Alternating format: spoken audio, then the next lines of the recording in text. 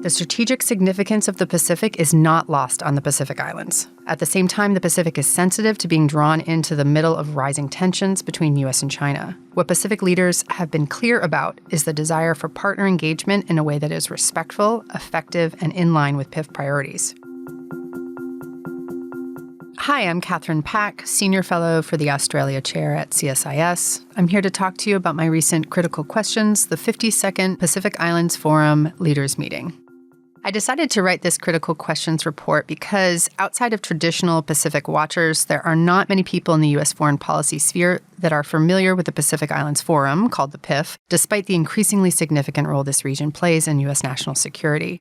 U.S. policymakers have woken up in recent years to the fact that the U.S. has long taken its influence and presence in the Pacific for granted. China has been actively courting the Pacific over the past several years, with promises of infrastructure projects, leader-level meetings in Beijing, and even attempts, sometimes successfully, of security arrangements. In this context, as we consider the lattice work of summits and leader-level visits this season, this year's PIF Leaders Meeting is incredibly relevant to regional and global dynamics. There was a ton of interesting outcomes from this year's forum, but a key takeaway was that the strategic significance of the Pacific is not lost on the Pacific Islands. At the same time, the Pacific is sensitive to being drawn into the middle of rising tensions between U.S. and China. What Pacific leaders have been clear about is the desire for partner engagement in a way that is respectful, effective, and in line with PIF priorities. In addition to the expected conversation about climate change at this year's meeting, we also saw really important steps taken to solidify PIF architecture.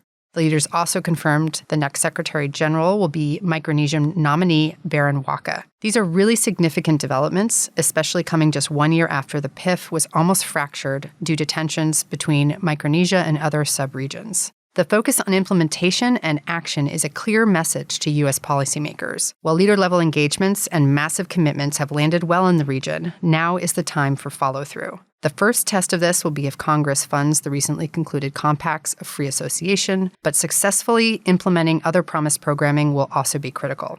Australia's role in the PIF is particularly interesting here, especially given Prime Minister Albanese's recent visits to the U.S. and Beijing.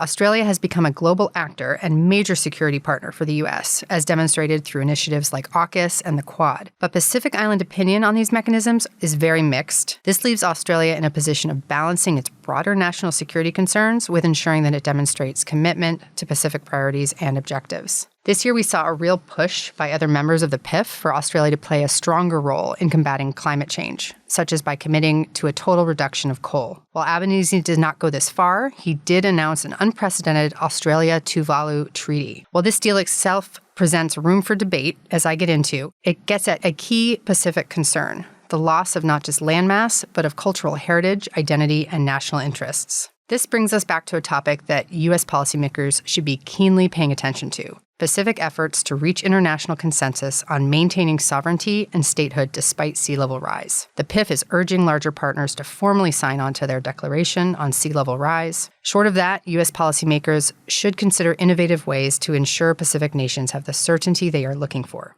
Ultimately, the main challenge for the PIF will be how to best direct this increased international interest in a way that best benefits the region and its people. The degree to which the United States can be a reliable and sincere partner in this effort will dictate the success of U.S. foreign policy in the region.